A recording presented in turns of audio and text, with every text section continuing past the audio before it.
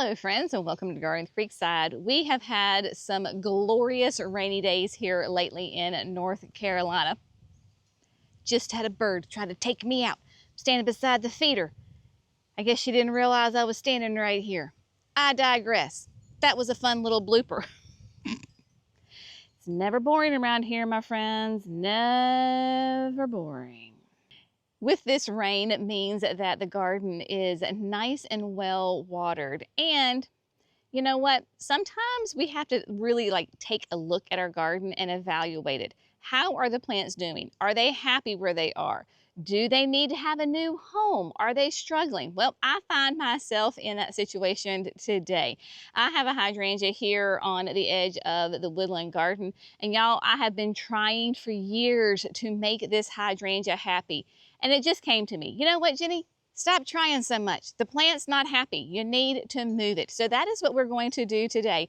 We are going to talk about transplanting. Why is that important in your garden? And oftentimes it is successful transplanting is more about timing than it is technique. And with these rainy days that we have had here in North Carolina, it is the perfect time to go ahead and transplant our plants. So if you are needing to move some things around, I've got some tips and techniques for you today.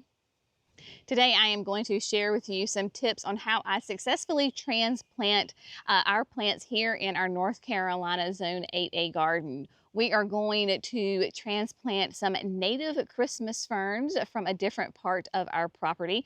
We are going to move a hydrangea that gets way too much sun and is not happy. And then we are going to go ahead and transplant some perennials that were left over from my winter containers. They've been hanging out. It is the perfect time to go ahead and add them to the landscape. So without further ado, let's get to transplanting. I think one of the major misconceptions of brand new gardeners is that you have to get the correct plant placement right the very first time. And y'all, there could be nothing further from the truth. The more you garden, the more you realize that you have got to listen to the garden, listen to the plants. And oftentimes that means we have to move plants. I am not ashamed to say that I have gotten plant placement wrong many, many times. And when you can just kind of swallow your pride and say, you know what, I should not have put that plant there, and you go ahead and you move it, then the plant is so much happier. Because you know what, sometimes you just get the wrong placement. For example, I have a Let's Dance big band hydrangea right here. She is on the very front edge of the woodland garden here at the chicken coop. And when I planted it, I thought that it would get enough shade. However, it gets pretty intense morning sun up until probably noon, and it's just too much for this poor hydrangea. She looks good right now because we've had multiple days of rain. But you'll also notice that she doesn't have any buds on her. She is very small. Has been in here, y'all, probably 3 years. Ever since we created this garden, she has been in here, and I have tried to baby her and struggle with her, and it just is not working. So we are going to dig her up and move her back further into a shadier spot in this same garden, but just 10 feet, 20 feet can make a massive difference on how your plants will perform. A struggling plant is often just about some information. You need to know that information, that this Macrophylla hydrangea, she prefers more shade in my hot and humid climate. So we're going to go ahead and move her. In her place, I have got 2 Ascot Rainbow Euphorbias. You were with me when I took these out of my winter container. They've been living in this trug ever since. Couple of months. Now they have been in complete shade. I've kept them well watered. They're quite happy, but they desperately need to go ahead and get in the garden. So we're going to do that as well. Then we're going to head to a different part of our property and dig up some native Christmas ferns and add them to this garden. When we have the right plant in the right place, it makes an easier life on the gardener and a happier, more fruitful, productive plant. So what we're going to do is I have the rare case, I have a shovel with me. So I am going to go ahead and dig up Let's Dance Big Band, trying to get as much of the root system as I possibly can. That is one of the tips when you're transplanting. Get as much of the root system as you possibly can. I have a feeling it's not going to be massive because the top of the plant is not very big. And then we're going to find the perfect spot for her to go deeper into the shade. For that, I have got the Jenny's Edition 9-inch heavy-duty auger. I'm going to need that in this woodland garden with all the tree roots and the red clay. Then, of course, we're going to do some biotone and get her settled in. Y'all, she is going to be so much happier.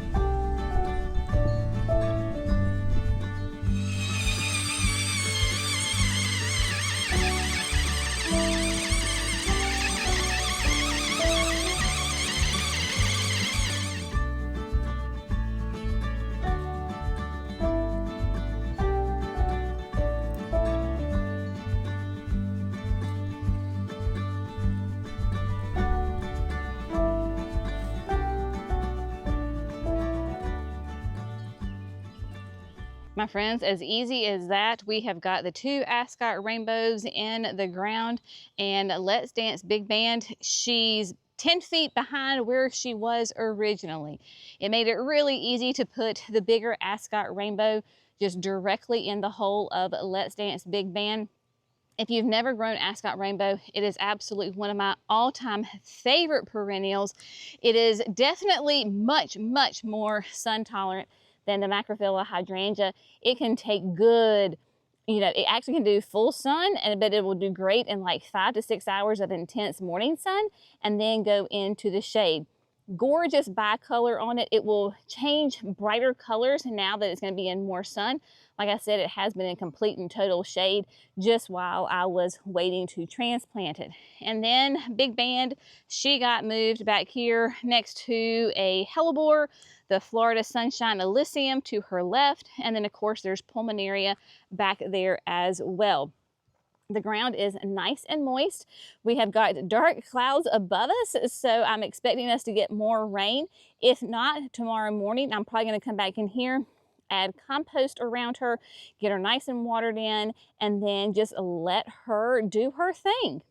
The second Ascot Rainbow was a little bit smaller, stuck her up here behind the Mojo Pittosporum next to a Moonshadow Camellia.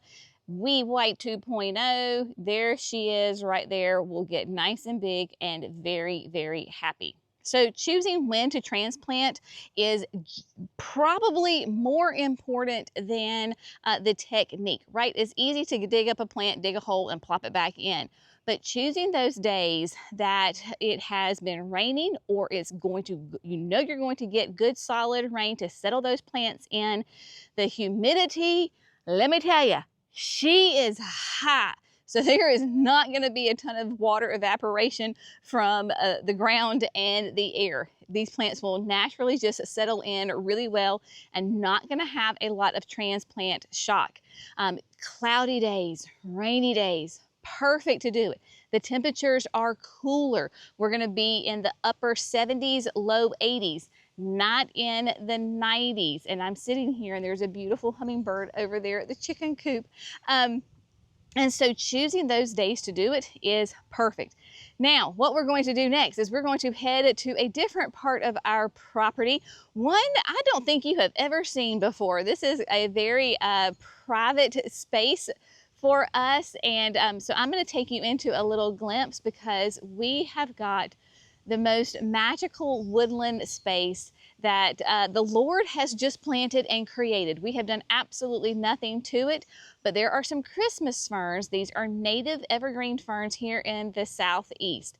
We're going to take a couple and we're going to transplant them to this space. I'm going to tell you everything you need to know about transplanting those native plants and a couple of warnings, just some information that you got to make sure you're aware of before you go start digging in the woods. Welcome, my friends, to a little slice of heaven here at Creekside. We are on the backside of our property. Beautiful woods here that is just, it is so peaceful. Brent and I take a walk just about every single morning. We walk through here and it is just a magical, peaceful space. So what we are going to do is we are going to dig up 3 of our native Christmas ferns. But before I do anything, I want to make sure that we are crystal clear on how to responsibly, respectfully transplant native plants from their natural habitat and add them to our garden.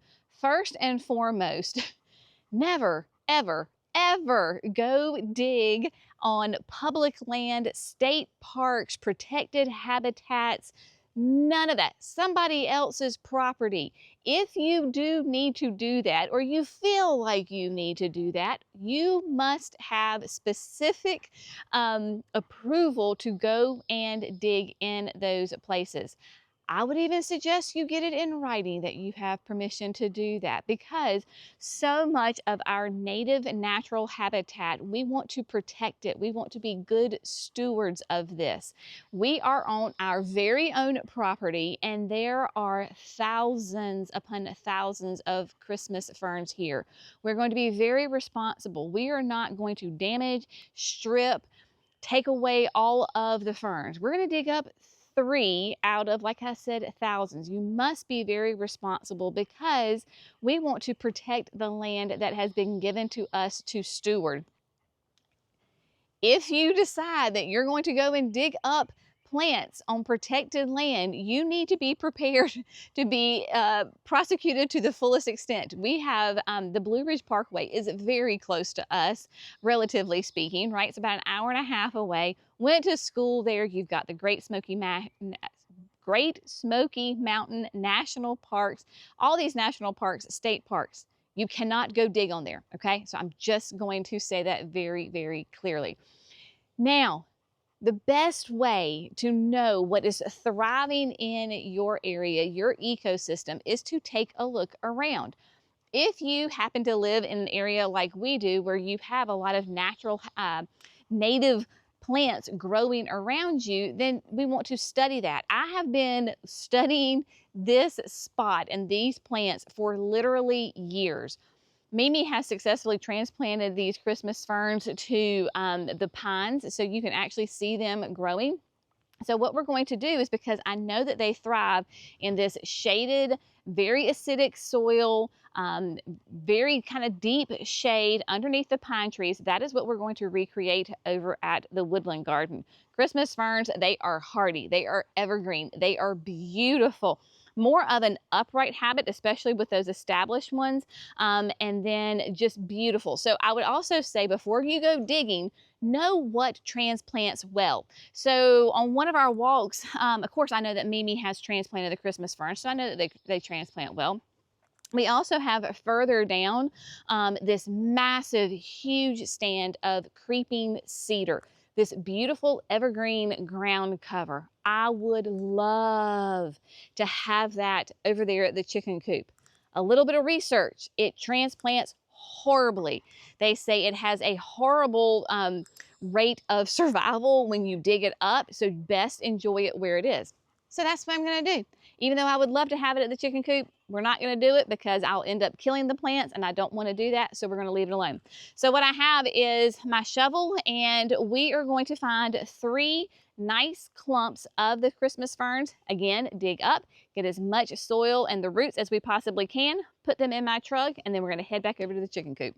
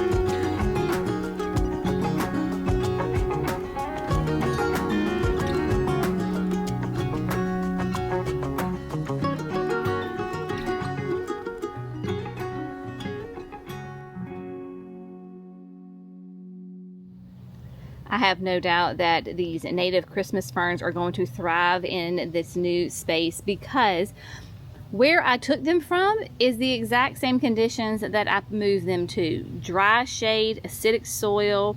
They have competition from the tree roots. A lot of the holly ferns are growing at the base of pine trees, so I went ahead and chose to put them in that same spot here at the chicken coop. So you can see this one is right there along the base of the pine tree. The base of pine trees are actually pretty easy to plant underneath, much better than like a hardwood tree. I don't know what it is about their roots, but you can obviously most of the time find those nice pockets that we can add the holly ferns and other plants to, the aspidistra, those kinds of things. And then come on over, I put the biggest one beside the biggest pine tree in the deepest part of the garden, up here in the very back. This one had some new fronds coming out of it, some new growth popping up, so hopefully we'll not even realize that it has missed a beat and has been moved. Your native Christmas ferns, they are evergreen, and you can see obviously nobody is out there in the woods trimming these things back and trimming back their old foliage. The old foliage is going to naturally come down and just re-enter into the earth as compost, and then all that beautiful new foliage is just going to pop up. Now, if you want to prune that old foliage, can you? Absolutely. Do you have to? No, because native plants are much tougher than we give them credit for. So these guys are going to do great. And then we have one more. The last one, while she's not technically beside a pine tree, she is beside a pine stump. This is one of the pine trees that snapped off in one of the mini storms that we had in 2024, and so I decided to go ahead and put that Christmas fern here. There is another pine tree directly behind it, but the stump with the angel kind of hides it, so I wanted to put this one more front and center. If I decide at some other point to add more of the Christmas ferns, I certainly could go ahead and put it back there beside of that pine tree.